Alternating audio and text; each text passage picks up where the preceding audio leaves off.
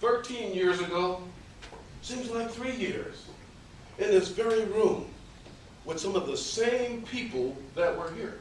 You know, when Michael Notaro was my mentor, the same thing holds true today that was true back then. And that is, a Toastmaster club is only as good as the evaluations you receive.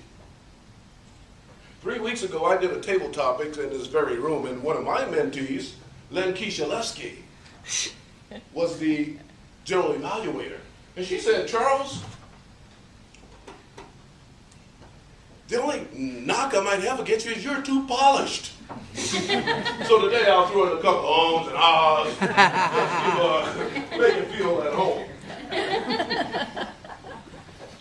Also, I met my speech coach at this very club, Bobby Lee. He's a great speaker. He made it to the World Championship of Public Speaking. I competed with him in the area contest. Oh, and he beat me terribly. But he called up and he said, Charles, I think I can help you. I can work with you. Where else but Toastmasters would a guy who defeated you call and say, let me help you? When he started helping me, I never lost another contest. That was how good he was. When Bobby Lee died, I lost my zeal, my interest in Toastmasters. And then recently I had an adventure in the Sea of Cortez where I almost died. And suddenly my zeal was reborn in me. And I used the 4 topics that we cover in the Sharpen the Saw speech to help me survive. So it's really appropriate that you guys asked me to do it. Thank you for the request. And let me share it with you. It's one of my favorite talks. You see, there once was a man struggling to cut down a large tree, drenched in sweat, dehydrated, and exhausted. He continued to saw relentlessly. A curious man asked him, he said, why don't you take a break and sharpen that saw? Shh, shh. Sharpen the saw? I'm too busy sawing to stop and sharpen the saw. Are we too busy sawing to stop and sharpen our saws, Madam Toastmaster? Dr. Stephen Covey, the famous author of the 7 Habits of Highly Effective People, called habit number 7, sharpening the saw.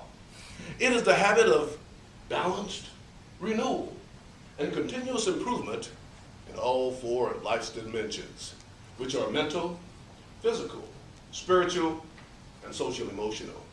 In other words, it's your body, your mind, your heart, and your spirit.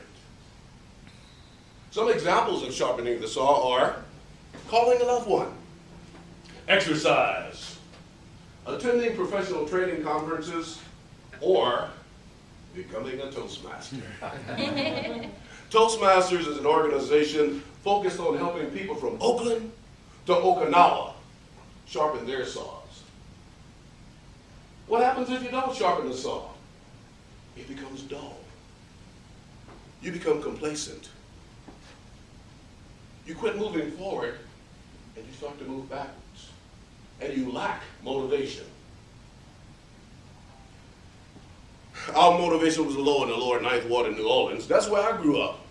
My friend Harold wanted to be a porter. Me, I wanted to be a garbage man. It looked like fun working on the back of those big trucks.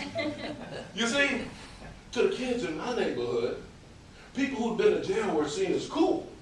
And you could tell who'd been in jail just by the way they walk. They used to have that strut. I've been to jail, I'm bad. They used to stand on the street corner and sing them old jail songs. Come and see me, my darling, I'm calling, my darling. I couldn't wait to go to jail. So I could be cool too. Imagine a young man whose only goal is to go to jail. Fortunately, when positive adults like you mentor young people, an amazing phenomenon occurs. A new world of opportunity reveals itself. Can you remember someone in your life who made you feel valued, special, worthy? Perhaps a family member, a friend, a teacher, or a coach. For me, it's my stepfather, Theodore Joseph Armour. He's such a big man, I nicknamed him the Bear. He served 20 years in the Navy as a chef. And man, can he cook. I love sitting at the dinner table, listening to his stories of adventures all over the world. He used to say education is the key to success and endless opportunities. He said, Charles, you can do anything you put your mind to and apply yourself. He inspired and motivated me to sharpen my saw.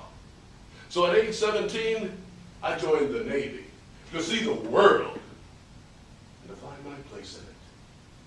I visited amazing places, Hong Kong, Japan, Singapore. I met interesting and educated people. The message from the Bear now became clear. Education was truly the key to success. In Hong Kong, I heard a story by Dr. Dennis Kimbrough titled The Lifesaver.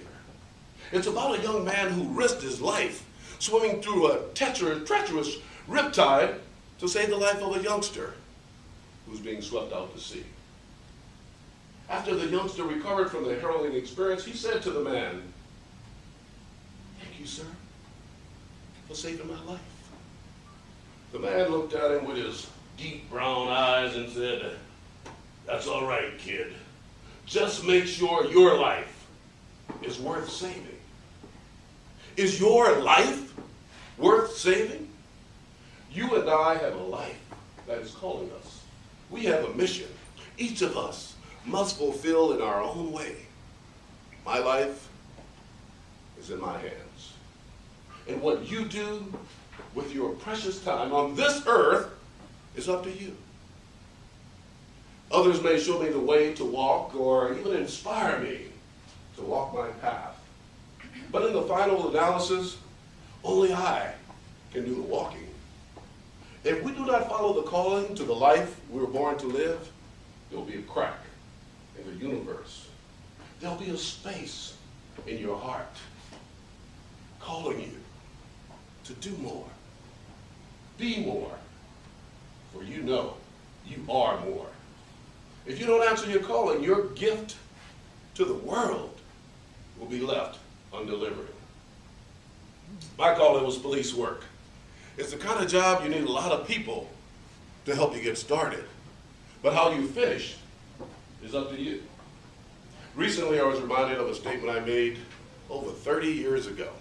It was during the self-introduction of a training conference. I stood up and said, "My name is Charles Gibson, and someday I plan to be chief of police." Oh, they laughed. They said, "Oh, that rookie, he don't know what he's talking about. Wait until he hits those tough streets." Well, today, I am the chief, and I'm not done yet. Fellow Toastmasters, and anyone who has ever said, "I don't have time to sharpen the saw," remember this. The president, the plumber, and the pope all have the same amount of time as you do, 24 hours a day. And if they can be successful, so can you. Commit to daily sharpening your saw in your body, your mind, your heart, and your spirit. Deliver your gift to the world. Sharpen the saw. Madam Toastmaster.